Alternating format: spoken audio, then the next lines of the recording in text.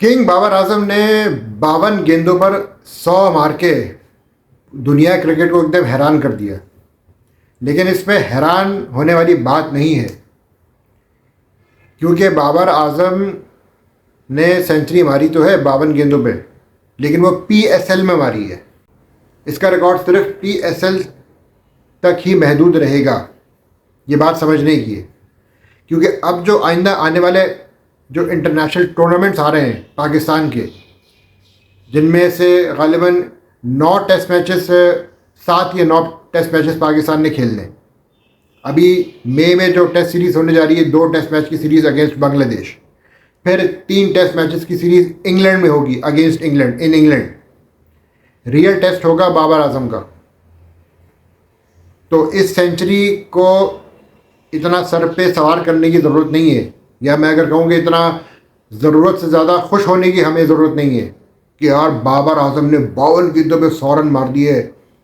बल्कि वो तनवीर अहमद साहब तो कुछ ज़्यादा ही इमोशनल हो रहे थे। देखा कैसा ठोका, कैसा ठोका, कैसा ठोक दिया। क्या ठोक दिया भाई, कौन सा तीर मार दिया। अभी तो टेस्ट मैचेस आ रहे हैं, रियल टेस्ट होगा बाबर आजम का। न सिर्फ बाबर आजम का बल्कि तमाम बैट्समैनों का। और जो बाबर आजम की सेंचुरी आई है ना, उसमें कलीदी किरदार अदा किया है कुशाल मेंडिस ने। कुशाल मेंडिस जो कि इस वक्त लीडिंग रन्स स्कोरर है इन HBL PSL सीज़न 11 में।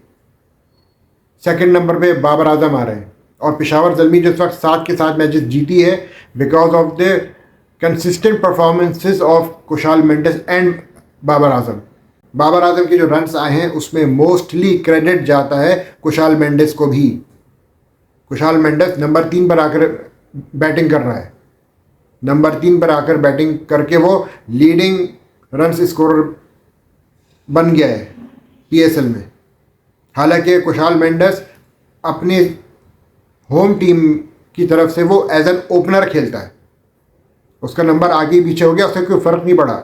हमारे यहाँ बाबर आजम का नंबर अगर आगे पीछे हो जाता है तो तहलका मच जाता है, वावेला मच जाता है कि जी उसका नंबर तो तीसरा था, उसको चौथे पे खिला दिया, उसको तो पहले पे खेलना चाहिए था, चौथे पे क्यों खेल रहा है। मेरा नहीं ख्याल कि अगर T20 में अगर कोई नंबर आगे पीछे हो जाए बैटिंग में तो कोई इतना ख़ास फ़र्क पड़ता है। लेकिन हमारे यहाँ कुछ ज़्यादा ही फ़र्क पड़ता है, क्योंकि हमें सिर्फ बातें करनी आती हैं, बातें। अब जो क्रिकेट है ना उसमें बातें नहीं चाहिए, परफॉर्मेंसेस चाहिए। और अब जो आने वाला वर्ल्ड कप है 2027 का, वो 50 ओवर्स फॉर्मेट है, जिसमें बाबर आजम को अपना लोहा मनवाना है। यही फॉर्म अगर बरकरार रहती है बाबर आजम की, हमारी दुआ है कि बाबर आजम की ये फॉर्म जो PSL में उनकी आई है, यही फॉर्म अब वो बरकरार रखें, टेस्ट में भी और ODI में भी। हालांकि इंटरनेशनल क्रिकेट और फ्रेंचाइज क्रिकेट में ज़मीन आसमान का फ़र्क है। फ्रेंचाइज क्रिकेट की बेसिस पर हम इंटरनेशनल क्रिकेट को किसी भी प्लेयर के हवाले से उसको हम इवेल्युएट नहीं कर सकते, क्योंकि वो इंटरनेशनल क्रिकेट होती है, उसका लेवल कुछ और होता है। और मज़े की बात, अभी जो बाबर आजम ने 52 गेंदों पे 100 रन बनाए, उस कोयटा ग्लैडिएटर की जो बॉलिंग लाइनअप थी उसमें कोई लेफ्ट आर्म स्पिनर नहीं था। वरना बाबर आजम हमेशा लेफ्ट आर्म स्पिनर के अगेंस्ट ही स्ट्रगल करते हैं, और हमेशा मोस्ट ऑफ द केसेस वो लेफ्ट आर्म स्पिनर के हाथों शिकार हो जाते हैं। और कोयटा ग्लैडिएटर्स की तो मैं क्या बोलूँ उनके हवाले से, कि उन्हें पता है यार कि बाबर आजम लेफ़्ट आर्मर के अगेंस्ट स्ट्रगल करता है, तो उन्होंने अपनी टीम में कोई लेफ़्ट आर्म स्पिनर नहीं रखा। मुझे तो हैरानगी है। और PSL के जो मोस्टली जो मैचेस हो रहे हैं, एक तो खाली स्टेडियम में, और दूसरा most of the matches one sided हो रहे हैं। ये PSL के लिए ठीक नहीं है। फ्रेंचाइज क्रिकेट में कम से कम मैचेस तो कॉम्पिटिटिव हों, वरना लोग क्यों देखेंगे। वन साइडेड मैचेस कोई नहीं देखता। और PSL की व्यूअरशिप जैसा कि सुनने में आया है, काफ़ी हद तक डिप आया है उसमें।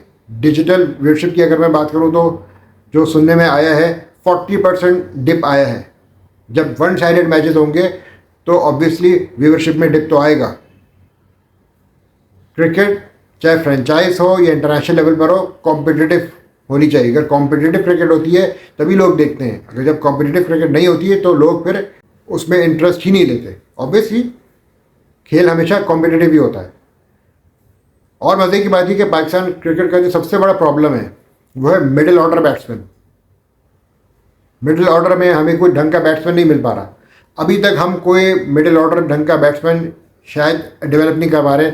नंबर 3 या नंबर 4 में हसन नवाज हालांकि नंबर तीसरे पे आते हैं आफ्टर बाबर आजम, जो कि अपने फ्रेंचाइज टीम की तरफ से वो 5वें नंबर पर बैटिंग कर रहे हैं। तो हसन नवाज जिनको अपने इग्नोर किया था एशिया कप में, गालिबन फिर हमने उसको नहीं खिलाया। गालिबन एशिया कप में खिलाया था लेकिन उसके बाद फिर हमने उसको किया इग्नोर।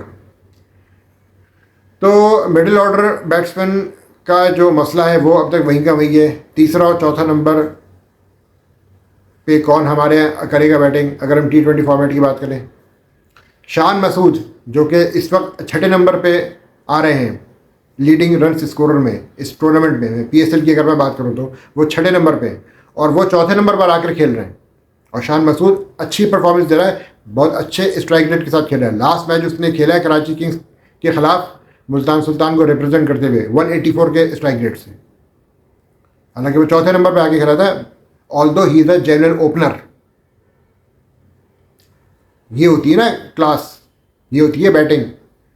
उसने पोजीशन को नहीं अपने ऊपर किया सवार कि चौथे नंबर पर आके मैं खेल रहा हूँ, उसने अपने गेम को इवॉल्व किया है। शान मसूद ने बहरहाल PSL में अपने गेम को इवॉल्व किया है, उसकी तारीफ बनती है। तो बाबर आजम के जो रन्स हैं, जो इस वक्त रन्स आ रहे हैं, उसमें वही बात है ना कि अगर आपको दूसरे एंड से ग्रैंड सपोर्ट मिले, ग्रैंड सपोर्ट जिस तरह से कुशाल मेंडिस ने दी, तो फिर ऑब्वियसली जितना भी बैट्समैन वर्ल्ड क्लास होता है उसको फिर कॉन्फिडेंस मिलता है और उसको फिर सपोर्ट मिलती है, उसको एक सपोर्ट चाहिए होती है। इंज़माम उल हक़ की अगर हम बात करें तो इंज़माम के साथ जो बैट्समैन खेला करते थे, मोहम्मद यूसुफ, यूनुस खान, इवन एजाज़ अहमद, और फिर अगर ओपनर्स में देखें तो आमिर सोहेल, सईद अनवर, इस लेवल के बैट्समैन खेला करते थे। ऑलराउंडर्स में आ जाओ तो अब्दुल रज़ाक, अज़हर महमूद, तो तभी इंज़माम जैसे प्लेयर वर्ल्ड क्लास बैट्समैन बने। क्यों? क्योंकि उन्हें दूसरे एंड से हमेशा सपोर्ट भी वैसी ही मिलती थी जैसा कि वो चाहते थे। उन जैसी परफॉर्मेंसेज दूसरे मिडिल ऑर्डर बैट्समैन भी आकर दिया करते थे, लाइक मोहम्मद यूसुफ एंड यूनुस खान। तो पाकिस्तान टीम के साथ सबसे बड़ा प्रॉब्लम ही यही है कि बाबर आजम को फिर वो सपोर्ट नहीं मिल पाती जो कि उसको मिलनी चाहिए दूसरे एंड से। तो बाबर आजम को अगर वर्ल्ड क्लास प्लेयर बनना है तो ऑब्वियसली उसे अपने गेम में भी कंसिस्टेंसी लानी होगी, लेकिन साथ में दूसरे बैट्समैनों को भी अपने गेम को इवॉल्व करना होगा उसको सपोर्ट देने के लिए। जब दूसरे एंड से भी जब उसी रफ्तार से रन बन रहे होते हैं तो ऑब्वियसली फिर प्लेयर्स लाइक बाबर आजम उन्हें फिर फ्रीली रन्स स्कोर करने में आसानी होती है। और बाबर आजम की ये जो परफॉर्मेंसेस आई हैं उसमें कुशाल मेंडिस की इम्पैक्टफुल परफॉर्मेंस की मैं दाद देता हूँ। उसकी वजह कुशाल मेंडिस का जो मैं जिक्र कर रहा हूँ बार बार, क्यों? क्योंकि उसकी इम्पैक्टफुल परफॉर्मेंस की बदौलत पेशावर ज़ल्मी को बहुत ज़बरदस्त फाउंडेशन मिल जाती है, जिसकी वजह से पेशावर ज़ल्मी जो है वो 200 प्लस स्कोर कर रहा है और सेकंड बैट पर भी उनकी टीम आराम से आके चेस कर लेती है। मैं वही कहता हूँ ना कि जिस टीम के टॉप 5 या टॉप 6 बैटर्स अगर कंसिस्टेंट परफॉर्मेंस दें तो फिर उस टीम को फिर हराना बहुत मुश्किल हो जाता है। दूसरी टीमें शायद स्ट्रगल इसलिए कर रही हैं, चाहे मैं कराची किंग्स की बात करूँ या कोयटा ग्लैडिएटर्स, लाहौर कलंदर्स, रावलपिंडी पिंडीज़, कि उनकी बैटिंग लाइनअप में कंसिस्टेंसी नहीं है, ना टॉप ऑर्डर में, ना मिडिल में, ना middle lower down the order में कंसिस्टेंट परफॉर्मेंसेस वहाँ से नहीं आ रही है। पेशावर ज़ल्मी में कुशाल मेंडिस और बाबर आजम कंसिस्टेंट परफॉर्मेंसेस दे रहे हैं ऊपर से। जब ऊपर से रन्स आएंगे तो ऑब्वियसली फिर टीम की बैटिंग जो है वो फिर बहुत और ज़्यादा स्ट्रांग होती है, फिर कॉन्फिडेंस आता है आने वाले बैट्समैनों को, वो फिर फ्रीली रन स्कोर करते हैं। तो टॉप ऑर्डर इसलिए बहुत इंपॉर्टेंट होता है किसी भी फॉर्मेट में, चाहे वो T20 हो, टेस्ट हो, ODI हो। लेकिन बाबर आजम के हवाले से मैं कहूँगा कि अब उनका जो रियल इम्तहान है ना, वो अब आइंदा आने वाली टेस्ट सीरीज़ में है। अभी जो 2 टेस्ट मैचेस की सीरीज़ अगेंस्ट बांग्लादेश, और फिर उसके बाद जब इंग्लैंड से होगी इंग्लैंड में, और फिर वेस्ट इंडीज़ के खिलाफ होगी वेस्ट इंडीज़ में, वहाँ पता लगेगा कि बाबर आजम कितने पानी में। बाबर आजम वहाँ रन्स बनाए, वहाँ पे सैकड़े मारे, तो हम कहेंगे कि हाँ यार कुछ सीखा बाबर आजम ने PSL से। अदरवाइज़ जितनी हम तारीफ़ें अभी बाबर आजम की कर रहे हैं, और जितने जो सारे हमारे फॉर्मर प्लेयर्स कुछ जो कुलांचे मार रहे हैं कि कैसा ठोका, कैसा जवाब दिया, कैसा माइक हैसन को जवाब दिया, बल्ले से जवाब दिया। टेस्ट क्रिकेट में अभी जो इंटरनेशनल क्रिकेट आ रही है उसमें जवाब दो भाई, उसमें जवाब देना बनता है। काश बाबर आजम की ये फॉर्म जो PSL में है वो अगर वर्ल्ड कप 2026 के T20 वर्ल्ड कप से पहले अगर आई होती तो क्या क्या ही बात थी। लेकिन बाबर आजम ने T20 वर्ल्ड कप 2026 में क्या किया सब जानते हैं। तो यहाँ पे आके ठोक देना या ये दावे कर देना जी कि फना को बल्ले से जवाब दे दिया, तो मैं इन दावों को मैं सॉरी टू से दैट मुस्तरद करता हूँ, चाहे किसी को अच्छा लगे या बुरा लगे, क्योंकि ये फ्रेंचाइज क्रिकेट है। परफॉर्म करना है तो यही फॉर्म आपको इंटरनेशनल क्रिकेट में अब चाहिए होगी। इंटरनेशनल क्रिकेट में परफॉर्म करके दिखाओ। PSL की व्यूअरशिप में डिप क्यों आ रहा है, उसकी सबसे बड़ी वजह यह है कि हमारे यहाँ के जो प्लेयर्स हैं वो इंटरनेशनल क्रिकेट में उस तरह से परफॉर्म नहीं कर पाते जिस तरह से उनसे डिमांड की जाती है। यही रन्स, यही फॉर्म आपने इंटरनेशनल क्रिकेट में रखनी है। बॉलिंग में अगर आप देखें तो सुफियान मुकीम इस वक्त लीड कर रहे हैं 17 विकेटों के साथ, शाहीन शाह अफरीदी दूसरे नंबर पे हैं। लेकिन बहरहाल ये फ्रेंचाइज क्रिकेट है। फ्रेंचाइज बहुत सारे हमारे जो टॉप के प्लेयर्स हैं जो हमारी टीम का हिस्सा भी रहे हैं T20 में, ODI में भी, वो हालांकि PSL में परफॉर्म नहीं कर पाए। जैसे अबरार अहमद हो गया, उस्मान तारे जिनके बहुत चर्चे थे वर्ल्ड कप में, उस तरह से वो डिलीवर नहीं कर पाए। और फिर मैं ये कहूँगा जी कि मिडिल ऑर्डर बैट्समैन हमने अभी तक फाइंड आउट नहीं किया है। सऊद शकील जो कि जनरल मिडिल ऑर्डर हैं वो ओपन कर रहे हैं। मोहम्मद रिजवान के साथ वही मसला, उनको चाहिए था कि 5वें नंबर पर आके खेलते हैं। उन्होंने भी यही बेहतर समझा कि वो एज एन ओपनर आकर खेलें। तो उनकी टीम का क्या हाल हुआ आप खुद देख लें। ना उनकी बॉलिंग चल रही है ना उनकी बैटिंग। बॉलिंग में सिर्फ सारा लोड मोहम्मद आमिर पे आ गया। मोहम्मद आमिर के अलावा कोई ऐसा उनके पास स्ट्राइक बॉलर नहीं है। नसीम शाह के इंजर्ड होने के बाद उनको काफ़ी ज़्यादा फ़र्क पड़ा है। और जो उनके जो दूसरे जो फास्ट बॉलर्स थे उनसे वो परफॉर्मेंसेस नहीं आ रही। हालांकि उन्होंने 1-2 प्लेयर्स हालांकि चेंज भी किए। ये न्यूजीलैंड से भी एक बॉलर उन्होंने जो है वो साइन किया, लेकिन वो परफॉर्मेंसेस नहीं आ रही। बात वही कि जब तक आपकी बैटिंग में कंसिस्टेंसी नहीं आएगी, बैट्समैन आपकी कंसिस्टेंटली परफॉर्म नहीं करेंगे, आप T20 में डिलीवर नहीं कर सकते, चाहे फर्स्ट बैट करें या सेकंड। तो अब जो पाकिस्तानी खिलाड़ियों का जो रियल टेस्ट है वो अब आने वाली इन टेस्ट सीरीज़ से, क्योंकि टेस्ट मैचेस इस साल काफ़ी हैं और आपको 2027 के 50 ओवर के वर्ल्ड कप की भी तैयारी करनी है, एशिया कप भी है।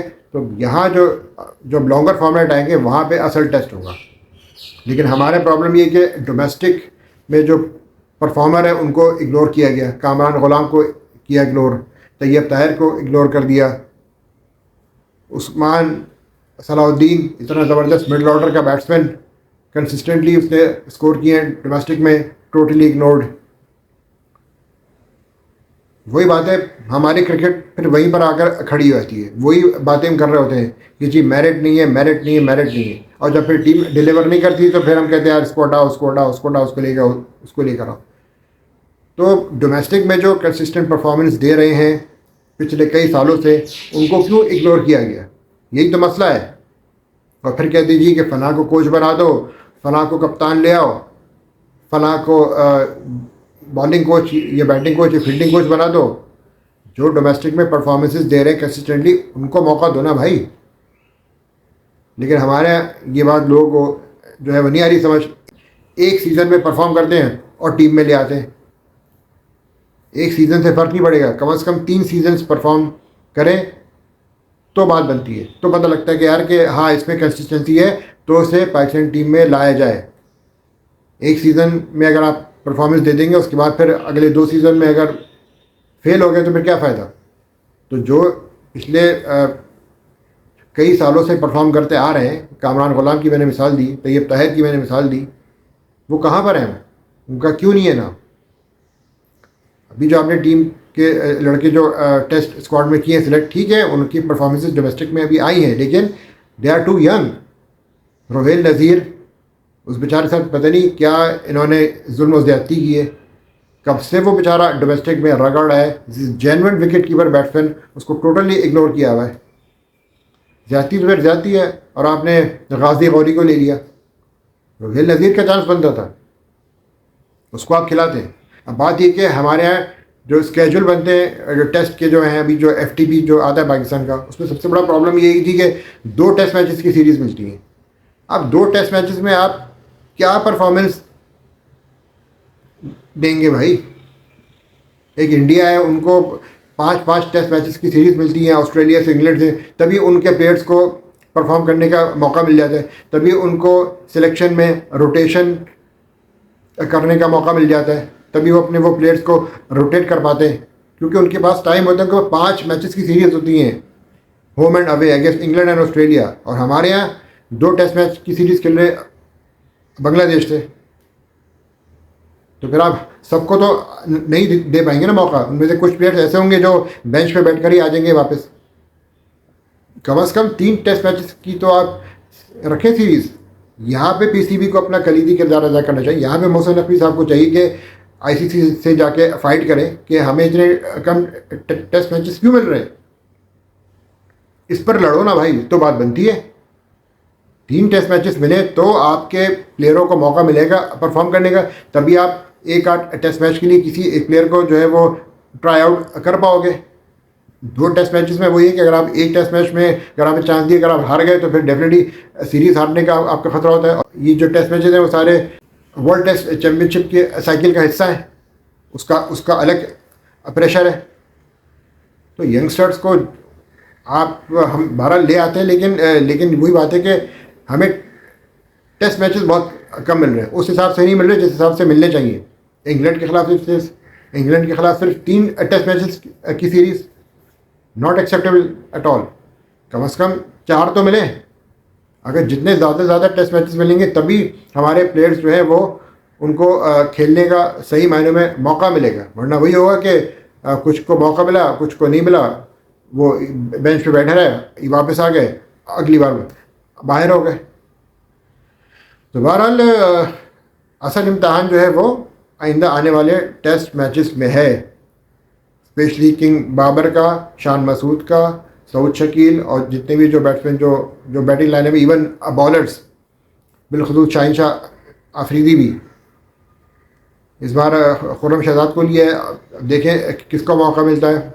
हसन अली को लिया है, लेकिन चूँकि बांग्लादेश में चूँकि स्पिन ट्रैक होते हैं तो 2 फास्ट बॉलर्स के साथ जाएंगे या दो स्पिनर्स के साथ जाएंगे, 2 स्पिनर्स तो जाएंगे, साजिद खान और नुमान अली, लेकिन 2 फास्ट बॉलर्स को रखेंगे या फिर 5 स्पेशलिस्ट बॉलर्स के साथ जाएंगे, या कोई एक बॉलर को हटा के एक ऑलराउंडर रखेंगे। The time will tell, but लेकिन ये कि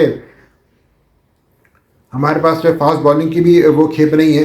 हालांकि बांग्लादेश के पास नाहिद राना है, उसकी स्पेस 145, 140, 150 तक वो टच कर रहा है।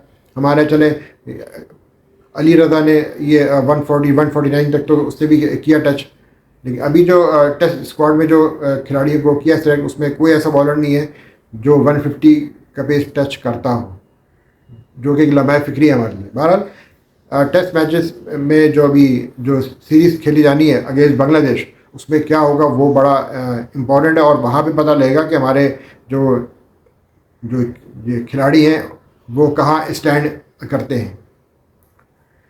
बाबर आजम बहरहाल टीम में तो हैं, लेकिन क्या वो बाकी टेस्ट की अगर मैं बात करूँ तो वो प्रोसेस से आए, कितने उन्होंने फर्स्ट क्लास मैचेस खेले।